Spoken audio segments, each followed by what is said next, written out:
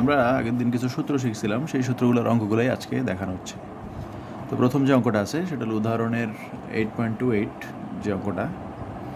তা দুই ভাই আছে, যমজ দুই ভাই, যমজ বা টুইন যে দুই ভাই, সেই একজনের নাম হলো আকমল আর একজনের নাম হলো তাজমল, মানে দুই ভাই দুইজন যমজ। ওই উদাহরণ দেওয়া হয়েছিল আগের দিন, যেটা ওই রকম একটা অঙ্ক, যে আকমল হলো এক ভাইয়ের নাম আর একজনের নাম হলো তাজমল। তো দুজনের মধ্যে একজনের ভর হলো 55 কেজি, প্রশ্নে দেওয়া আছে এটা, যে আকমলের ভর হলো 55 কেজি এবং তখন তার বয়স ছিল হলো 40 বছর। তার মানে তার ভাইয়ের বয়সও 40, মানে দুজনের বয়সই যেহেতু যমজ ভাই, দুজনের বয়স তখন 40। তো 40 বছর বয়সে আকমল যেটা করলো, এই আকমল একটা রকেটে করে মহাশূন্যযানের করে আর কি ছায়াপথ অনুসন্ধানে গেল, মানে পৃথিবীর বাইরে মহাশূন্যযানে করে পৃথিবী মহাশূন্যে ঘুরতে গেল এরকম। তো বেগটা দেয়া আছে, এই বেগ মানে এটা ভি এর মান, তার ভর দেয়া আছে, এটা লোক পৃথিবীতে থাকা অবস্থায় যে ভর সেটা, আর তার বয়স ছিল 40। তার মানে দুই ভাইয়ের বয়স যখন 40, তখন একজন রকেটে করে পৃথিবী থেকে মহাশূন্যের উদ্দেশ্যে যাত্রা আরম্ভ করে। এখন প্রশ্নটা হলো, প্রথম প্রশ্ন তোমরা দেখলেই বুঝতে পারবা, মহাশূন্যযানে যখন সে ছিল তখন তার ভর কত, মানে গতিশীল অবস্থায় তার ভর কত হবে সেটা। তো আমরা সূত্র আগের দিন দেখছিলাম, দেখো এম নট দেওয়া আছে 55 কেজি, মানে পৃথিবীতে যখন ছিল তখন তার ভর ছিল 55 কেজি। বেগ দেওয়া ছিল প্রশ্নে ভি সেটা, আর সি এর মান তো আমাদের মুখস্থ আছে 3 × 10⁸। তো এটা যদি বসার দিই এই সূত্রের মধ্যে, এম এর সূত্র আগেই শেখানো ছিল, এম এর মান এই সূত্র দিয়ে আমরা বের করতে পারি। তো সূত্রের মানটান বসাই দিবা, আমি আর এখানে বসাই নাই। এম নটের মান 55, ভি সি সবার মান বসাইলে এম এর মান আসবে হলো 91 কেজি। তো এটাই হলো প্রথম প্রশ্ন, যে মহাশূন্যযানে করে যখন সে যাচ্ছিল তখন তার ভর কত। তো তার ভর অবশ্যই বাড়বে, এটা আমরা আগেই শিখছিলাম, যে গতিশীল অবস্থায় থাকার সময় ভর বাড়তে থাকে কোনো বস্তুর। তো ভরের মান হবে 91.67, আর পৃথিবীতে যেটা ছিল হলো 55 কেজি। তো প্রথম অঙ্ক এখানেই শেষ। প্রথম অঙ্ক এটাই, যে মহাশূন্যযানে যখন সে থাকবে তখন তার ভর কত ছিল। তো দ্বিতীয় প্রশ্ন হলো, তার ভাই, সে তো মহাশূন্যযানে করে চলে গেল, তার ভাই তাজমল তো পৃথিবীতেই ছিল। তো দুজন যখন রওনা দিল, দুজনের বয়স ছিল হলো 40। এখন যখন পৃথিবীতে তার ভাই আছে, যে তাজমল, সে পৃথিবীতেই আছে, মানে সে হলো পৃথিবীতেই সে অবস্থান করতেছে। তো পৃথিবীতে যখন তার বয়স 80 বছর হবে, তখন তার ভাই আকমল পৃথিবীতে ফেরত আসছে রকেট নিয়ে। তাহলে যখন রওনা দিছিল তখন ছিল হলো 40 বছর দুইজনের, আর পৃথিবীতে যে আছে তার 80 বছরের সময় ফেরত আসছে। তার মানে কয় বছর পর ফেরত আসলো, সেটা হলো 80 থেকে 40 বাদ দিলে 40 বছর পর ফেরত আসলো। সেটা পৃথিবীর ক্যালেন্ডার অনুসারে বা পৃথিবীর হিসাবে 40 বছর পর সে ফেরত আসলো। এখন প্রশ্ন হলো, দুই ভাইয়ের বয়স কি 80 বছরই হবে, না একজনের কম হবে নাকি? এটাই প্রশ্ন, যে দুজনের বয়স কি সমান হবে কিনা। তো এইটুকু দেখো, পৃথিবী থেকে যে আমরা দেখলাম সে কয় বছর পর ফেরত আসলো, যখন 80 বছর হলো তাজমহলের তখন সে ফেরত আসলো, আর গেছিল কখন, 40 বছরের সময়। তাহলে এই যে বিয়োগ ফলটা হবে 40, মানে 40 বছর হলো পৃথিবীর বাইরে সে ঘুরে বেড়াইছে আকমল। এটাকে আমরা বলি হলো টি, গতদিন শেখানো হয়েছিল। পৃথিবী থেকে যে সময়টা হিসাব করা হবে সেটা হলো টি, বড় হাতের টি আর কি। আর মহাশূন্যযানের ভিতরে যে সময় যাবে সেটাকে বলা হবে হলো টি নট। তো এই টি নটটি আমাদের বের করতে হবে, যে আকমল যে মহাশূন্যযানের ভিতরে ছিল তার কাছে কত সময় গেল এই 40 বছরে। তো সূত্র, আগের দিনের সূত্র ছিল T=T0/1/√1/2 এই সূত্র দিয়ে। এখন আমরা এই ডাইরেক্ট লিখে দিলাম, ওই সূত্র আর এখন প্রমাণ দেখাইলাম না। তো টি নটের মান এটাই, এই সূত্রের মধ্যে টি এর মান 40 বছর, ভি এর মান, সি এর মান, এগুলো বসায় অ্যান্সার আসবে হলো 24। তার মানে যে মহাশূন্যযানে করে রওনা দিল সে পৃথিবীর হিসাবে 40 বছর পর ফেরত আসলেও মহাশূন্যযানের হিসাবে সে 24 বছর পর ফেরত আসলো। তাহলে তার বয়স হবে, পৃথিবীতে যে ছিল তার তো 40 বছর প্লাস 40 80, আর মহাশূন্যযানে করে যে ছিল সে হলো 40 যোগ 24 64। তো এইটাই হলো প্রথম যে অঙ্ক, সেটা এভাবে ভর এবং দুজনের বয়স বের করতে বলছে। তো এরপর যে অঙ্কটা আছে সেটার উদাহরণের, এটাও একটা উদাহরণের অঙ্ক, 8.29 উদাহরণের একটা অঙ্ক। তো সেখানে কি আছে প্রশ্নে, একটা বস্তু দেয়া আছে, তার ভর হলো 20 কেজি আর দৈর্ঘ্য হলো 10 মিটার, এবং সে যখন স্থির ছিল তারপর সে গতিশীল হওয়া শুরু করলো 0.5c এই বেগ নিয়ে সে চলতে শুরু করলো। তো প্রথম প্রশ্ন হলো, গতিশীল অবস্থায় তার দৈর্ঘ্য কত হবে। তো দৈর্ঘ্যের সূত্র, গতিশীল অবস্থায় আমরা জানি হলো ওটাকে বড় হাতের এল বলে, আর এল নট হলো স্থির দৈর্ঘ্যের ভর যেটা। তো স্থির দৈর্ঘ্যের ভর এল নট, বা এটাকে নিশ্চল, মানে এম নট হলো স্থির দৈর্ঘ্যের সময়কার যে ভর সেটা। তো এল নট হলো স্থির দৈর্ঘ্য, আর এটা হলো স্থির ভর 20 কেজি আর 10 মিটার। তো প্রথম প্রশ্ন বলছে যখন সে গতিশীল ছিল তখন এল এর মানটা কত, মানে এলটাকে আমরা তখন বলি হলো শুধু এই বড় হাতের এল দিয়ে। তো চাইছি এটাই গতিশীল দৈর্ঘ্য। তেলের সূত্র আছে এল নটের মান 10, ভি এর মান 0.5 সি, সি এখানে কাটা যাবে স্কোয়ার করলে। তো এভাবে রাখিতে পারো বা চাইলে সি এর মান বসাইলে হবে, কোনো সমস্যা নেই। তো মান টান বসাইলে অ্যান্সার আসে এটাই। এবং আমরা জানি যে গতিশীল অবস্থায় দৈর্ঘ্য ছোটো মনে হয়, এবং এখানেও তাই আসছে। যখন সে স্থির ছিল দৈর্ঘ্য 10 মিটার, যখন সে গতিশীল ছিল তখন দৈর্ঘ্য হলো 8.66 মিটার। তো দৈর্ঘ্য একটু কমে গেছে, তো এটাই হওয়ার কথা ছিল। এখন প্রশ্ন হলো যখন সে স্থির ছিল তার ভর ছিল হলো 20 কেজি, মানে যে এম নটের মান 20 কেজি। তো যখন সে গতিশীল হবে তখন তো তার ভর আমরা জানি বাড়ে, যত আলোর বেগের কাছাকাছি বেগে চলবে তখন তার বেগ আস্তে আস্তে বাড়তে থাকে, মানে এম এর মানটা আস্তে আস্তে বাড়বে। তো সেইটার জন্য আমাদের এম এর মানটা আগে বের করতে হবে। তো সেটা আমরা বের করলাম। এই যে যখন সে গতিশীল ছিল এই 0.5 সি বেগে, তখন গতিশীল অবস্থার ভরটা কত সেটা আমরা এই সূত্র দিয়ে বের করে নিচ্ছি। M naught root over 1 minus V square by C square দিয়ে মান টান বসাইলে অ্যান্সার আসলে 23 কেজি। দেখো আগে ভর ছিল হলো 20, গতিশীল হওয়ার কারণে ভরটা বেড়ে গেছে, ভরটা বেড়ে হয়ে গেছে হলো 23। এবং এটাই হওয়ার কথা ছিল, ভর তো আমরা জানি বাড়ে গতিশীল অবস্থায়। এরপর যেটা হলো এটা আমার কাজে লাগবে দেখে আগেই বললাম। এখন বলছে প্রশ্নে 2 নম্বরে যে গতিশক্তি বের করো। গতিশক্তি হলো একটা নিউটনীয় গতিশক্তি বের করো আর একটা হলো আইনস্টাইনীয় গতিশক্তি বের করো। তো গতদিন আমরা সূত্র শিখছিলাম নিউটনীয় গতিশক্তির সূত্র হলো half m naught v square এটা, আর আইনস্টাইনের গতিশক্তির সূত্র ছিল m c square minus m naught c square. তো এখানে কোনটা কী জিনিস সব আমরা জানি, সবার মান বসাই দিয়ে এম নটের মান হলো 20 কেজি, মান বসাই দিয়ে ভি এর মান বসাই দিয়ে অ্যান্সার আসবে একটা। একইভাবে আইনস্টাইনের গতিশক্তির সূত্র, সেখানে এম এর মান এম নটের মান সি স্কোয়ার এগুলোর মানটা বসাইলে অ্যান্সার চলে আসবে। এটা আর দেখাই নেই, তোমরা চাইলে লিখতে পারো, এখানে এক লাইন লিখে মান টান বসাই দেখাতে পারো, কোনো সমস্যা নেই। তো প্রশ্ন এটাই ছিল যে দুজনের মান কি সমান হবে কিনা। তো দেখো এর মধ্যে আমরা দেখতে পাবো একজনেরটা 2.25 আর হলো 2.785। এর মধ্যে আইনস্টাইনের গতিশক্তি সবসময় বড় হয়, একটা নির্দিষ্ট বস্তুর জন্য সবসময় আইনস্টাইনের গতিশক্তির মানটা বড় হয়, এবং এখানে দেখা যাচ্ছে সেটাই। তো এখানে বড় ছোটো লিখতে হবে না, তুমি শুধু এটুকু লিখলেই হবে যে দুইটার মান সমান হয় না। এটাই অ্যান্সার, যে দুইটার মান সমান হবে না। তো এটাই প্রশ্ন ছিল যে দুই ধরনের যে গতিশক্তি নিউটনের সূত্র অনুসারে অথবা আইনস্টাইনের সূত্র অনুসারে দুইটা সমান হবে কিনা। তো দেখাবো দুইটা সমান হয় নাই। তো 3 নম্বর যে প্রশ্নটা আছে এটা হলো উদাহরণের 8.28, এটাও বোর্ডের অঙ্কই, উদাহরণের সৃজনশীল অঙ্কগুলোর মধ্যে একটা। তো প্রশ্ন দেওয়া আছে হলো রকেটের দৈর্ঘ্য দেওয়া আছে। দৈর্ঘ্য মানে এখানে গতিশীল না, স্থির অবস্থার দৈর্ঘ্য। যখন সে স্থির ছিল, যদিও কিছু বলে নেই, ওটা প্রশ্ন দেখলে তুমি বুঝে ফেলবা। তো স্থির অবস্থার দৈর্ঘ্য দেওয়া আছে 10 মিটার এবং ভর দেওয়া আছে হলো 5000 কেজি আর কি। আর রকেটটির বেগ দেওয়া আছে 3 × 10⁻⁷, এটা হলো ভি এর মান। তো অঙ্ক একদম সহজ, এটা আমরা আগের অঙ্কগুলোর মতোই। দেখো প্রথম অঙ্কটা হলো রকেটের চলমান দৈর্ঘ্য বের করতে বলছে। তো চলমান দৈর্ঘ্যকে আমরা বলি এল। তো এল নট দেওয়া আছে 10 মিটার, সেখানে এল এর মানটা তুমি এই সূত্র লিখবা। এল এর সূত্র আমরা জানি L naught root over 1 minus V square by C square. সেখানে ভি এর মান 0, এইটা বসাবা। সি এর মান 3 × 10⁸, যদি এখানে লেখা হয় নাই। সি এর মান আমরা জানি 3 × 10⁸। তো এই মানগুলো সব বসাইলে এল নটের একটা মান আসবে, এবং এল নটের মানটা হলো 9.95 মিটার। তো এটাই হলো গতিশীল অবস্থার দৈর্ঘ্য আর কি। তো 2 নম্বর প্রশ্ন হলো যদি আমরা এই অবস্থায়, মানে ভর যখন 5000 ছিল, বেগ যখন 3 × 10⁷ ছিল, এই অবস্থায় যদি ভর বের করতাম তাহলে কেমন হতো। তো আমরা প্রথমে যেটা করলাম, বেগ যখন 3 × 10⁷, তখন এম এর মানটা কত সেটা বের করে দেখতেছি। এম নটের মান বসাবা 5000, এম নটের মানটা হয়তো লেখা হয় নাই, এম নটের মান 5000ই হবে। আর বেগ হলো প্রথমে যেটা দেওয়া আছে 3 × 10⁷। তো তখন আমরা এখানে এম এর মানটা বের করলাম সূত্র দিয়ে। তো সূত্র দিয়ে বের করে দেখলাম অ্যান্সার আসলো হলো 5025 দশমিক নিতে পারো, না নিলে নাই, 5025 কেজির মতো। এখন যেটা আমরা করবো আবার একই জিনিস, ভি এর মান এবার ডাবল করে দিতে বলছে। বেগ যদি আমরা দ্বিগুণ করি তবে সেখানে ভর কি আবার বাড়বে না কত গুণ বাড়বে, এরকম আর কি। তো প্রথমবার যখন বেগ ছিল 3 × 10⁷, তখন আমরা একটা এম পাইলাম। এখন একই জিনিস আবার করব, এবার বেগটাকে ডাবল করে দিচ্ছি। দেখো আগের যে বেগ ছিল তার সাথে আমরা 2 গুণ করে দিচ্ছি, মানে বেগকে দ্বিগুণ করে দেওয়া হলো। তো বেগ দ্বিগুণ করে দেওয়ার পর এখন আবার একই সূত্র, এম নটের মান আগেরটাই হবে, 5000 কেজি হবে, শুধু ভিটা পাল্টাই গেল। ভি হয়ে গেল হলো 0.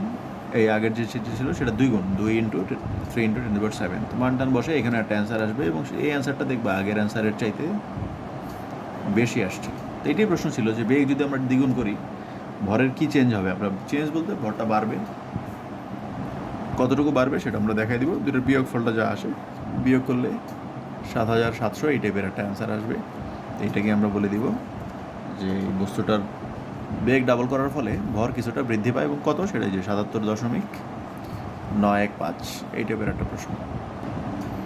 তো এরপরের যে প্রশ্নটা সেটা একটা মানে উদাহরণ না, কোনো বা অনুশীলনীর কোনো অঙ্ক না, জাস্ট বোঝানোর জন্য একটা অঙ্ক দেখানো হচ্ছে।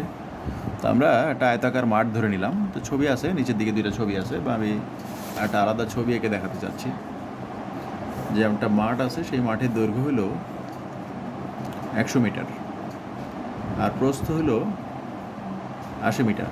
এখন আমরা তো জানি দৈর্ঘ্য সংকোচন আছে, দৈর্ঘ্যের আপেক্ষিকতা শিখছিলাম যে গতিশীল অবস্থায় দৈর্ঘ্যটা ছোট মনে হয়। এখন একজন রকেট নিয়ে যেটা করবে, একজন রকেট নিয়ে একবার দৈর্ঘ্য বরাবর সে যাবে, আরেকবার রকেটটাকে নিয়ে সে প্রস্থ বরাবর চলতে শুরু করবে। বেগ দেয়া আছে যে একই বেগে চলবে। রকেট নিয়ে একবার ভি বেগে দৈর্ঘ্যের দিকে চলতে শুরু করবে, এই বরাবর দৈর্ঘ্য বরাবর, আরেকবার প্রস্থ বরাবর চলতে শুরু করবে।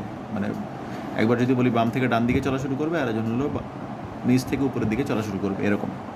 তো এখন প্রশ্ন হলো, প্রথমবার যখন সে দৈর্ঘ্য বরাবর যাবে তখন তার কাছে কি এই ক্ষেত্রফলটা কেমন মনে হবে জমি বা মাঠের? আর যদি প্রস্থ বরাবর সে যায়, মানে উপরের দিকে রওনা দেয়, তখনও তার কাছে কি ক্ষেত্রফলটা কেমন মনে হবে? মানে উভয় ক্ষেত্রে ক্ষেত্রফলটা কেমন, মানে একবার রওনা দিবে সে এক্স অক্ষ বরাবর বা দৈর্ঘ্য বরাবর, আর একবার ওয়াই অক্ষ বরাবর বা প্রস্থ বরাবর। এখন আমরা জানি দৈর্ঘ্য কী হয়, যে কোনো বস্তু যদি আলোর বেগের কাছাকাছি বেগে চলতে থাকে দৈর্ঘ্য সংকোচন হয়। দৈর্ঘ্য সংকোচন মানে হলো দৈর্ঘ্য আস্তে আস্তে কমে যেতে থাকে, দৈর্ঘ্য ছোট মনে হবে। এখন যখন রকেটটা দৈর্ঘ্য বরাবর চলবে তখন তার কাছে ১০০ মিটারটাকে ছোট মনে হবে, দৈর্ঘ্যটাকে ছোট মনে হবে। আর যখন সে প্রস্থ বরাবর যাবে তখন তার কাছে প্রস্থটাকে ছোট মনে হবে। এখানে খেয়াল করতে হবে, যখন সে দৈর্ঘ্য বরাবর যাবে তখন দৈর্ঘ্য ছোট মনে হবে, প্রস্থ আগের মতোই থাকবে, প্রস্থ তার কাছে ৮০ মিটারই মনে হবে।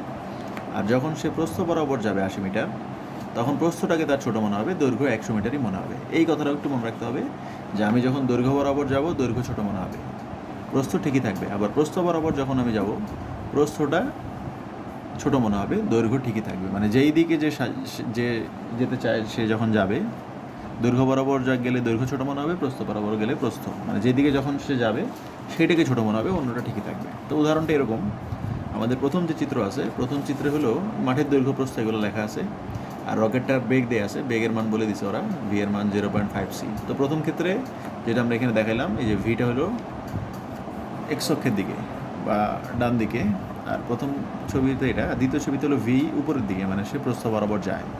তো কী কী আছে দেখো, ছবিতে আমরা প্রস্থকে লিখবো হলো এল নট, মানে লেন্থ মানে হলো প্রস্থ, আর বি নট মানে ব্রেথ মানে প্রস্থ। তো লেন্থকে বলা হলো এল নট, আর বি নটকে বলা হলো প্রস্থ। তো মানগুলো দেওয়া আছে যেগুলো আমরা লিখলাম, আর এগুলো স্বাভাবিক অবস্থায় মানে স্থির দৈর্ঘ্যগুলো এগুলো। এখন দেখো প্রথম ক্ষেত্রে কী হয়, প্রথম ক্ষেত্রে সে হলো এখানে লেখা আছে দৈর্ঘ্য বরাবর যায়, মানে এই যে দৈর্ঘ্য বরাবর সে যাচ্ছে, তাহলে তার কাছে এটা ১০০ মিটারটা ছোটো মনে হবে, তার মানে দৈর্ঘ্যটা ছোটো মনে হবে। তো এই জন্য আমরা এই সূত্র দিয়ে দৈর্ঘ্যটা এখন দেখব কত মনে হয়। তো দেখো এল এর সূত্র আছে, এল নট, এই সূত্র বসাইলাম, এল নটের মান ১০০ মিটার, আর ভি এর মান তো আছেই, সি এর মান এগুলো বসাই কাটাকাটি করলে অ্যান্সার আসবে হলো ৮৬ মিটার। তার মানে দৈর্ঘ্য বরাবর সে যখন যাবে এই ১০০ মিটারটাকে তার ৮৬ মিটার মনে হবে প্রায়।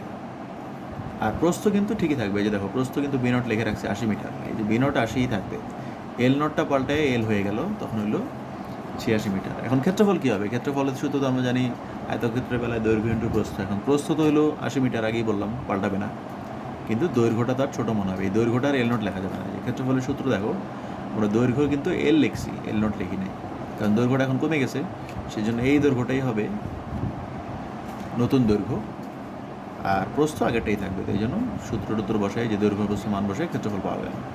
এখন দ্বিতীয় চিত্রটা দেখো, যখন সে প্রস্থ বরাবর যাচ্ছে তখন কি হবে।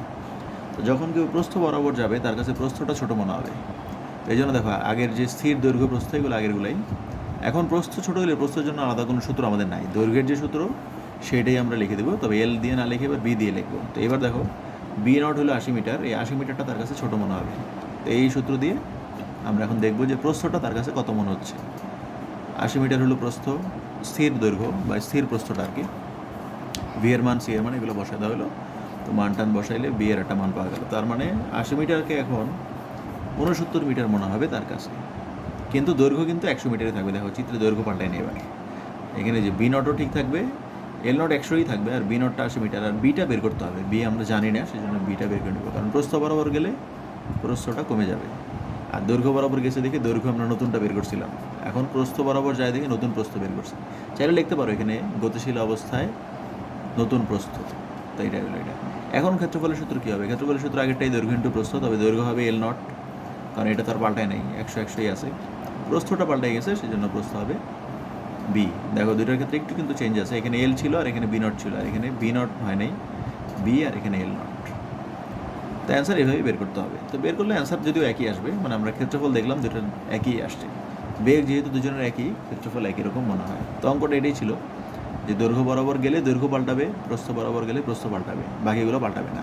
তো এটাই আমাদের দরকার ছিল। তো এটা একটা অঙ্ক, পরীক্ষা এরকম যদি অঙ্ক আসে এভাবে করে দিতে হবে।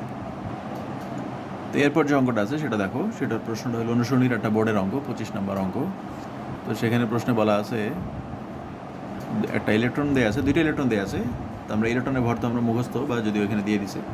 ইলেকট্রনের ভর হলো 9.1 × 10⁻31। এখন বলছে এই দুটো ইলেকট্রন ছিল আলাদা আলাদা, এবং এদেরকে আমরা গতিশীল করব, মানে এদেরকে বেগ দিয়ে দেওয়া হবে। তো প্রথমটার বেগ দেওয়া হবে 0.866 সি, আর পরেরটা দেওয়া হবে 0.99 সি।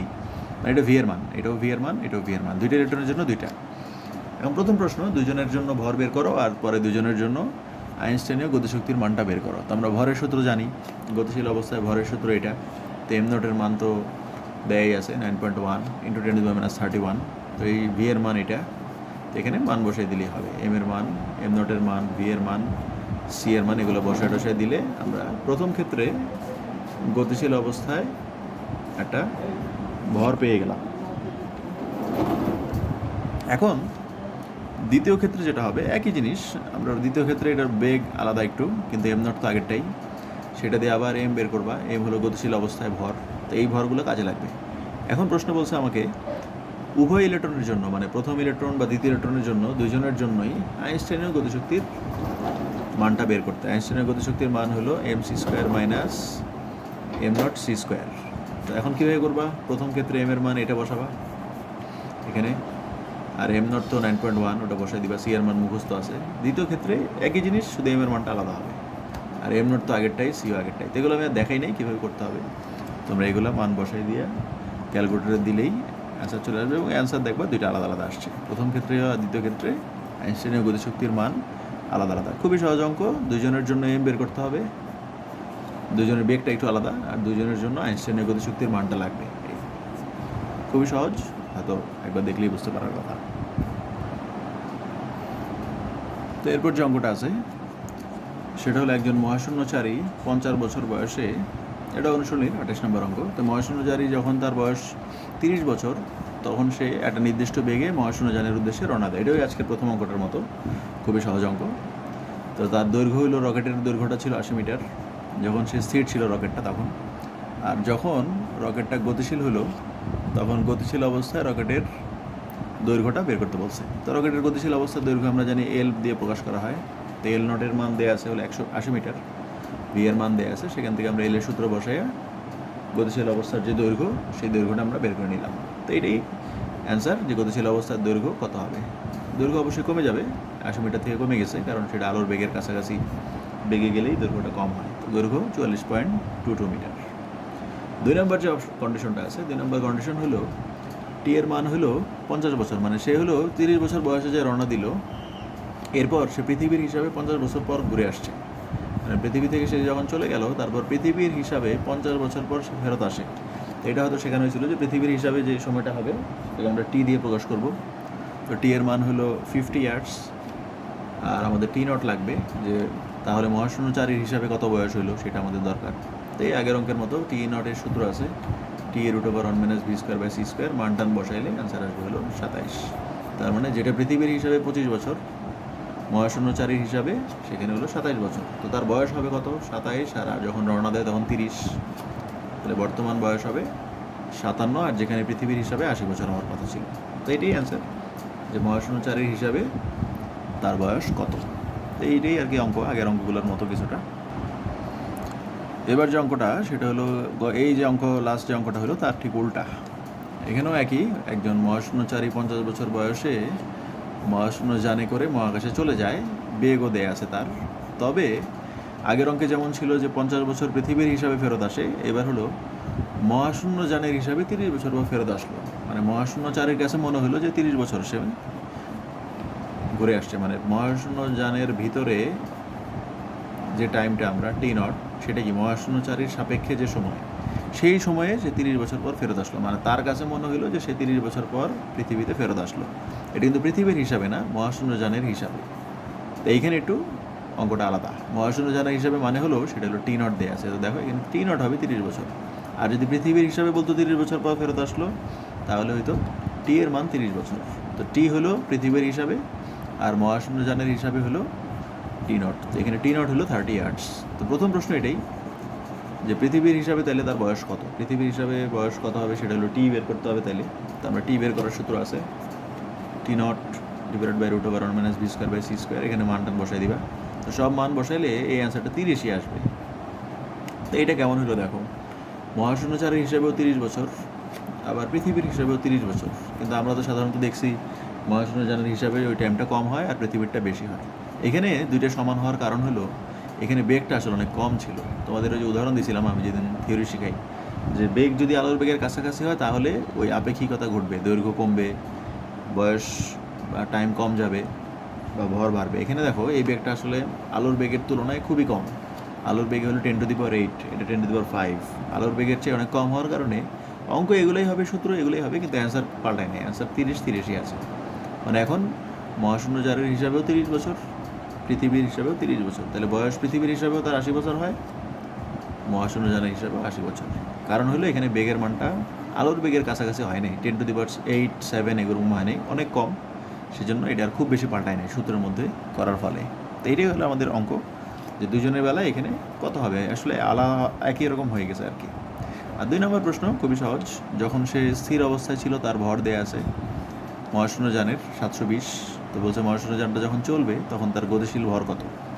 এম এর সূত্র আমাদের আছে m0 divided by √1 minus v²/c²। ওখানে মান বসিয়ে দিলে m0 এর মান, v এর মান এগুলো বসাইলেই গতিশীল অবস্থার যে ভর সেটা আমরা পেয়ে যাবো, সেটাই অ্যান্সার। তো এই সামান্য একটু বেশি আসছে 720 থেকে, এটা সামান্য একটু বাড়ছে। তো এটাই অ্যান্সার লিখে দিবা, যে এখানে গতিশীল অবস্থায় ভর কিছুটা বৃদ্ধি পায়, কিন্তু সময়ে কোনো পরিবর্তন হয়নি, সময় আগের মতোই আসছে। তো এটাই অ্যান্সার, যে এখানে কী পরিবর্তন হয় জানতে চাইছিলাম। তো পার্থক্যটা শুধু এখানেই যে সাধারণত আমরা অঙ্ক করতাম পৃথিবীর হিসাবে বয়স দেওয়া থাকতো, আর এখানে মহাশূন্যচারীর হিসাবে বয়স দেওয়া আছে। তো এই জন্য এইভাবে T0 হবে 30, টি বের করতে হবে, এই পার্থক্যটা এইখানে। তো এরপর একটা উদাহরণের অঙ্ক আছে। তো উদাহরণের অঙ্কটা আমাদের শিখতে হবে, তবে উদাহরণের অঙ্ক শেখার আগে আমাদের একটা সূত্র শিখতে হবে। সেটা হলো 19-এর একটা সূত্র ছিল ঘনত্বের সূত্র। আমরা ঘনত্বকে যদি রো দিয়ে প্রকাশ করি, ঘনত্বের সূত্র ছিল ভর বাই আয়তন, বা এম সমানও আমরা এটা লিখতে পারি রো ইন্টু ভি। ভর সমান হবে ঘনত্ব ইন্টু আয়তন, এই হলো আমাদের সূত্র। তো এইটাই আমরা সূত্র। আর আরেকটা সূত্র আমরা আছে, সেটা আমরা বলতে পারি এইভাবে, যে কোনো একটা তার যদি থাকে, ধরলাম এই তারটার দৈর্ঘ্য হইল এল, আর এই তারের প্রস্থ হইল আর, মানে এটা চিকন তার, আমরা সিলিন্ডার টাইপের কোনো তার চিন্তা করলাম, যেটার প্রস্থচ্ছেদের ব্যাসার্ধ আছে আর প্রস্থচ্ছেদের ক্ষেত্রফল আছে। তো যদি তোমাদের মনে থাকে সিলিন্ডার টাইপের কোনো একটা তারের ক্ষেত্রফল হলো πr², এ হলো কোনো একটা তারের ক্ষেত্রফল। আর আয়তনের সূত্র ছিল সিলিন্ডার টাইপের কোনো বস্তুর πr²l, এখানে দৈর্ঘ্যটাই হলো এল। তো যদি এরকম হয় আমরা চাইলে এটাও লিখতে পারি, এটার বদলে এ বসাই দিতে পারি। মানে এটাও একটা সূত্র হয় যে কোনো বস্তুর আয়তন বের করার নিয়ম হলো, কোনো বস্তুর আয়তন বের করার সূত্র হলো ক্ষেত্রফলের সাথে দৈর্ঘ্য গুণ করে দিলেও হয়। এটা একটা সূত্র, এটা আমাদের কাজে লাগবে এই অঙ্ক করতে গেলে এখন। আর এম এর একটা সূত্র কাজে লাগবে, যে ভর মানে হলো ঘনত্ব ইন্টু আয়তন, আর আয়তন মানে হলো ক্ষেত্রফল ইন্টু দৈর্ঘ্য। যেটা বস্তু দৈর্ঘ্যের সাথে তার ক্ষেত্রফল গুণ করে দিলেও হয়, এরকম আর কি। তো এই দুটো সূত্র আমাদের কাজে লাগবে। এম মানে হলো রো ভি, আর ভি মানে হলো এ এল। এইটুকু হইলেই মোটামুটি আমাদের কাজ হয়ে যাবে। তো দেখো এখন যে আমি সূত্রটা দেখাচ্ছি, প্রথমে আমার প্রশ্নটা আছে হলো 1 মিটার দৈর্ঘ্যের একটা বস্তু আছে। তো এই দৈর্ঘ্যটা হলো 1 মিটার, আর তার ঘনত্ব দেওয়া আছে, ঘনত্ব হলো 13.19.3 × 10⁻³ এরকম। কেজি মিটার 3 ইনভার্স এরকম। তো দৈর্ঘ্য বরাবর আবার বস্তুটা যে আছে, এই যে বস্তুটা লেখা আছে, বস্তুর দৈর্ঘ্য হলো 1 মিটার এবং দৈর্ঘ্য বরাবর সে চলতেছে, মানে দৈর্ঘ্য বরাবর তার একটা বেগ পাওয়া গেল এবং বেগের মান দিয়ে দিচ্ছে 0.9c। এখন প্রশ্ন হলো গতিশীল অবস্থায় তার দৈর্ঘ্য কত হবে। তো গতিশীল অবস্থায় দৈর্ঘ্য মানে এল চাইছে, এল নটের মানে 1 মিটার আর তার বেগ দেওয়া আছে 0.9c। তো এখানে আমরা এল এর যে সূত্র আছে সেই সূত্র বসাই দিলেই, এল এর সূত্র হলো এল নট √1 - v²/c², এই সূত্র বসাইলেই মানটান বসাইলে তোমরা অ্যান্সার চলে আসবে এটা। তো অ্যান্সার দেখো কমে গেছে, অ্যান্সার আগে ছিল 1 মিটার, এখন হলো প্রায় অর্ধেকেরও কম, 0.43 এরকম। তো দৈর্ঘ্য তো আমরা জানি কমারই কথা গতিশীল অবস্থায়। এখন এই প্রশ্ন হলো গতিশীল অবস্থায় আগে যে ঘনত্ব ছিল 19.3, এটা হলো স্থির অবস্থায়, মানে রো নট, যে স্থির যখন ছিল তখন তার ঘনত্বের কথা বলছে। এখন যখন গতিশীল থাকবে সে, তখন তার ঘনত্বের কি মান পরিবর্তন হবে, ঘনত্ব তখন কত হবে। গতিশীল অবস্থায় ঘনত্ব মানে রো চাইছে। এখন আমাদের এরকম কোনো সূত্র আমরা শিখি নাই যে রো বা রো নটের এরকম কোনো সূত্র আমাদের নাই। আমরা এম এবং এল এর সূত্র শিখছি আর টি এর সূত্র শিখছি। এখন এটা আমাদের একটু প্রমাণ করতে হবে বা বের করে নিতে হবে। এইটা হলো আমরা এই সূত্র থেকে শুরু করবো। দেখো আমরা এম এর সূত্র শিখছিলাম, এম এর সূত্র আছে এম ডিভাইডেড বাই এটা। এখানে এম কি, এম হলো গতিশীল ভর আর এম নট হলো স্থির ভর। এখন কিছুক্ষণ আগে আমরা শিখছিলাম যে এম এর যে সূত্র আছে, এম এর সূত্র হলো রো ইন্টু ভি, এইটা আমাদের এখন কাজে লাগবে। তাহলে এখন এইখানে কী কী চেঞ্জ হবে, আমরা যখন এম নট লিখবো, এম নটের বদলে লিখবো ভি নট রো নট, আর এম এর বদলে লিখবো ভি এবং রো, কারণ এগুলো আদি অবস্থায় এই জন্য নট লাগানো হবে, আর এগুলো গতিশীল অবস্থায় এই জন্য নট নাই। এখন আরও কিছু বাকি আছে। ভি এর সূত্র আমরা শিখছিলাম, ভি এর সূত্র হলো এ এল, এই যে এখন দেখাইছিলাম ভি এর সমান হলো এ ইন্টু এল।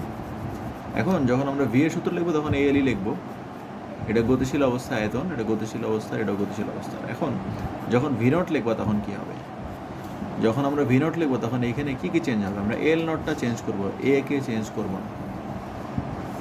এ কে কেন চেঞ্জ করা হবে না, আমরা এই যে একটা উদাহরণ দিয়েছিলাম মাঠের অঙ্কটার বেলায়, যখন সেই দৈর্ঘ্য বরাবর যায় তার কাছে দৈর্ঘ্য ছোটো মনে হয়, প্রস্থ বরাবর গেলে প্রস্থ ছোটো মনে হয়। এখন যখন সে দৈর্ঘ্য বরাবর যাবে দৈর্ঘ্যটা ছোটো মনে হতে পারে, ক্ষেত্রফল তখন ছোটো মনে হবে না তার কাছে। এই জন্য যখন আমরা ভি নটের সূত্র লিখবো তখন আর এ নট লিখবো না, শুধু এ লিখবো। শুধু এ লেখার কারণ হলো ক্ষেত্রফলটা পাল্টায় নেই, দৈর্ঘ্য বরাবর গেছে। কেমনে বুঝলাম, প্রশ্নে বলা আছে বস্তুটি দৈর্ঘ্য বরাবর চলতে শুরু করে, দৈর্ঘ্য বরাবর চলার ফলে তার দৈর্ঘ্য চেঞ্জ হয়ে গেছে, আগে এল নট ছিল এখন হয়ে গেছে এল, কিন্তু ক্ষেত্রফল কখনো পাল্টাবে না। তো বোঝার জায়গাটা শুধু এখানেই, আমরা যখন এখানে মান বসাচ্ছি, এর মান এম এর মান যখন বসাচ্ছি তখন দুইজনের জায়গায় M naught V naught rho naught, আর এখানে শুধু ভি এর রো। ভি এর যখন মান বসাবা, ভি এর মান যখন বসাবা, এটা গতিশীল অবস্থায় ক্ষেত্রফল আগেরটাই থাকবে আর এলটা পাল্টাবে, আর এটা যখন মান বসাবা ক্ষেত্রফল কিন্তু আগেরটাই আর এল নট, মানে দৈর্ঘ্যটা পাল্টাই গেছে, এল নট আর এল, কিন্তু ক্ষেত্রফল কখনোই পাল্টাবে না, ক্ষেত্রফল আগের মতোই থাকবে। সেই জন্য এ দুইজনের জন্য একই হবে। এই জন্য যখন ভি এর সূত্র লিখবা দুইজনের বেলায় এ পাল্টাবে না, এই থাকবে, একবার এল নট হবে শুধু, আরেকবার হবে এল। তারপর দুই পাশ থেকে এ কাটা যায় আর এলটাকে ডান পাশে পাঠিয়ে দিলে একটা সূত্রের মতো পাওয়া যায়। এটা মুখস্থ করার দরকার নাই, আমরা এইভাবে প্রমাণ করে দেখাবো। তো এইভাবেই বই করা আছে উদাহরণে। তো মানটান এখন সব মান আছে আমাদের, এল নট রো নট এল এর মান সবার মান আছে, ভি এর মান আছে, সব মানটান বসালে একটা অ্যান্সার আসে। এবং অ্যান্সার আমরা দেখবো যে অ্যান্সার আগে যেটা আসছে তার চেয়ে বেশি আসছে। তো আমরা এটাও বলতে পারি গতিশীল অবস্থায় ঘনত্ব বৃদ্ধি পায়, যদিও এটা চাই নাই জানতে, মানে কত হয় এটা বললেই হবে। তো অবজেক্টিভের জন্য মনে রাখতে পারো গতিশীল অবস্থায় ঘনত্ব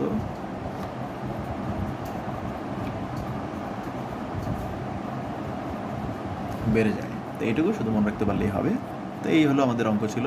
তো প্রথমে খেয়াল করতে হবে কী কী চাইছে আর কী কী দেওয়া আছে। দৈর্ঘ্য বরাবর চলছে দেখে এম এর যখন সূত্রগুলো লিখবে এইটুকু মনে রাখতে হবে, এম এর সূত্র এই ভি রো এইভাবে লিখতে হবে, একবার রো নট দিয়ে লিখতে হবে আর এগুলো নট ছাড়া। আর ভি এর সূত্রটা যখন লিখবা তখন ক্ষেত্রফলটা দুইজনের জন্য সেম। এইটুকুই হলো অঙ্ক। তো এরপর যে অঙ্কটা আছে সেটা তোমাদের একটা বোর্ডের অঙ্ক, ঢাকা বোর্ড 2018 মনে হয় অঙ্ক। তো প্রশ্নটি এরকম, তোমাদের শেখানো হয়েছিল 1 আলোকবর্ষ সমান কত, 1 লাইট ইয়ার, মানে লাইট ইয়ার মানে হলো আলো 1 বছরে কতটুকু যায়, এবং এটা বলা হয়েছিল এটা দূরত্বের একটা একক। লাইট ইয়ার হলো দূরত্বের একটা একক। তো এখানেও তাই আসলে। তো 370 আলোকবর্ষ দূরে একটা গ্রহ আছে আমরা ধরে নিচ্ছি অঙ্কের মধ্যে, আর এই গ্রহের উদ্দেশ্যে আমরা একটা কাছিমকে পাঠাবো, মানে কচ্ছপকে পাঠানো হবে কারণ কচ্ছপ বেশি দিন বাঁচে, সেজন্য তাকে রকেটে করে পাঠানো হবে। তো কীভাবে পাঠানো হবে তার বেগটা বলে দিছে, 0.7 হলো তার বেগ। তো 0.7 সি এই বেগ নিয়ে তাকে পাঠিয়ে দেওয়া হলো একটা রকেটে করে। আর ওই গ্রহটা কত মিটার দূরে? 370 আলোকবর্ষ দূরে। এখন আবার প্রশ্নে বলে দিছে 1 আলোকবর্ষ সমান কত কিলোমিটার, যদিও আমাদের মুখস্থ আছে 1 আলোকবর্ষ সমান কত মিটার, ওরা এটা দিয়ে দিছে যে 9.46 × 10⁻15। প্রথম প্রশ্ন, কাছিমের ভর হলো 30 কেজি। তো গতিশীল অবস্থায় যখন সে যাবে রকেটে করে তখন তার ভর বাড়বে, তো সেই ভরটা কত বা সেখান থেকে শক্তিটা কত হবে জানতে চেয়েছি। তো আমরা আগে দেখি m0 মান হলো 30 কেজি আর রকেটের ভর বেগ হলো 0.7 সি। মানে সেখান থেকে যদি আমরা m এর মান বের করি যে গতিশীল অবস্থায় ভর কত, তো সেটার মানটা বসাইলে অ্যান্সার আসলে 42 কেজি, মানে ভরটা একটু বেড়ে যাবে। তো এটাই হওয়ার কথা, গতিশীল অবস্থায় ভর বৃদ্ধি পায়, 30 থেকে 42 হবে। এখন বলছে গতিশীল অবস্থায় শক্তির মানটা কত। তো আমরা শিখছিলাম হয়তো গতদিন, সূত্র তোমাদের দেখবা শেষের দিকে লেখা আছে 4 নম্বর পেজে। গতিশীল অবস্থায় শক্তির সূত্র হলো mc², আর স্থির থাকলে m0, এটাই সূত্র। তো m এর মান যেহেতু পেয়ে গেলাম 42, সি এর মান বসে একটা অ্যান্সার চলে আসবে, এটাই অ্যান্সার। প্রথম প্রশ্ন এইটুকুই যে শক্তির মানটা কত সেটা বের করা। এখন দ্বিতীয় অঙ্কটা করার জন্য আমাদের আসলে এই গ্রহের যে দূরত্বটা, সেই গ্রহের দূরত্বটা আমাদের বের করতে হবে। তো দেখো এটা আমরা কীভাবে করবো। তো আমরা ধরে নিচ্ছি এটা হলো একটা গ্রহ, সেই গ্রহটা হলো অনেক দূরে, কোনো একটা অনেক দূরে, আর এটা হলো পৃথিবী থেকে এটার দূরত্ব। এখন এটার দূরত্ব কত সেটা তো আমাদের জানতে হবে আগে। দূরত্ব যদিও এটা আলোকবর্ষ আকারে আছে 370, এটা হলো লাইট ইয়ারে আছে, কিন্তু আমরা এটাকে মিটারে নিয়ে নেব। তো এটার মিটারে নেওয়ার জন্য যে 1 লাইট ইয়ার মানে কত সেটা দিয়ে গুণ করে দিলেই হবে। তো গুণ করলে একটা অ্যান্সার চলে আসবে। তো এইটুকু হলো দূরত্বটা, মানে এটা ধরলাম আমাদের একটা দূরত্ব দেওয়া আছে, এটা হলো এস। নাম দিতে পারো বা নাম না দিলেও কোনো সমস্যা নেই, দিতে পারো এখানে এস। তো এই দূরত্বটা হলো পৃথিবী থেকে গ্রহটার দূরত্ব। এখন পৃথিবী থেকে যে গ্রহটার উদ্দেশ্যে আমরা রওনা দিলাম সেই বেগটা কত? বেগটা তো দেওয়া ছিল 0.7 সি। তো সেটা আমরা বের করি 0.7, আর সি এর মানটা তো জানি, তো সি এর মান বসাই দিলে এটাই হলো রকেটের বেগ। এখন আমরা দেখব পৃথিবীর হিসাবে, মনে করো দূরত্ব আমরা জানি, এই যে এস, বেগও জানি, তাহলে আসলে পৃথিবীর হিসাবে কত বছর সময় লাগার কথা আসলে? আমরা তো জানি যে কোনো বস্তু যখন সমবেগে চলে তার একটা সূত্র আছে, s=vt। তো এখানে রকেটটা যে সমবেগে চলবে সে কারণে আমরা চাইলে এখানে এই সূত্রটা লিখতে পারি। তো এখানে s=vt যদি হয়, টি এর সূত্র হবে s/v। তো আমরা এখানে তাই লিখবো, এখানে সূত্র এখানে লেখাটা ভুল হয়েছে, এখানে আসলে ভি হবে, s/v। তোমরা এটা ঠিক করে নিবা, এখানে s/v হবে। আমি যখন ছবি পাঠাইছিলাম ওখানে সি লেখা ছিল মনে হয়। তো এখানে আমরা সময়ের সূত্র হবে s/v, মানে দূরত্ব, আর দূরত্ব এই যে এটাই 35 × 10⁻18, আর বেগ তো আমাদের মান দেওয়া আছে, তো মান বসাই দিলাম। বসাইলে এটা সেকেন্ডে আসবে, যে পৃথিবী থেকে ওই গ্রহে পৌঁছাইতে এত সেকেন্ড সময় লাগবে। তো এটাকে আমরা সেকেন্ড না বছরে নিব। বছর মানে হলো এটাকে তুমি 86,400 দিয়ে ভাগ করবা, আরেকবার 365 দিয়ে ভাগ করবা, মানে যেভাবে নেওয়া দরকার। সেকেন্ডকে বছরে নিলে 528 বছর আসবে। তার মানে পৃথিবীর হিসাবে এই রকেটটা পৌঁছাতে, এটা হলো পৃথিবীর হিসাবে, মানে সেটা হলো টি বলি আমরা যাকে। এখন পৃথিবীর হিসাব ঘড়ি তো আর রকেটের ভিতরে থাকবে না, রকেটের ঘড়ি তো আর একটু স্লো চলবে।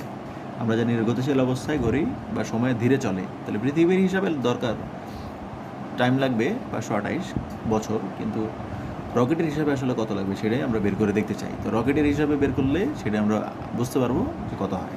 তো t0 হলো রকেটের সময়, এটা আমরা আগে শিখছিলাম। মহাশূন্যযানের কাছে যে বেগ হবে বা যে সময় হবে এটা হলো t0। তো t0 এর সূত্র আছে আমাদের, t0 এর সূত্র হলো এটা টি, এটা। তো টি এর মান কোনটা হবে? এই যেটাই, পৃথিবীর হিসাবে যেই বছরটা আমাদের মনে হচ্ছে লাগবে, পৃথিবীর হিসাব অনুযায়ী মনে হচ্ছে 528 বছর লাগবে সেই গ্রহে পৌঁছাইতে। তো সেটাই আমরা বসাইলাম, ভি এর মান বসাইলাম, মানটা বসাই অ্যান্সার চলে আসে হলো 377 বছর। তো পৃথিবীর হিসাবে 528 বছর লাগার কথা, কিন্তু মহাশূন্যচারী মানে যে রকেটের ভিতরে বসে আছে কাছিম, তার কাছে সময় যাবে হলো 377 বছর।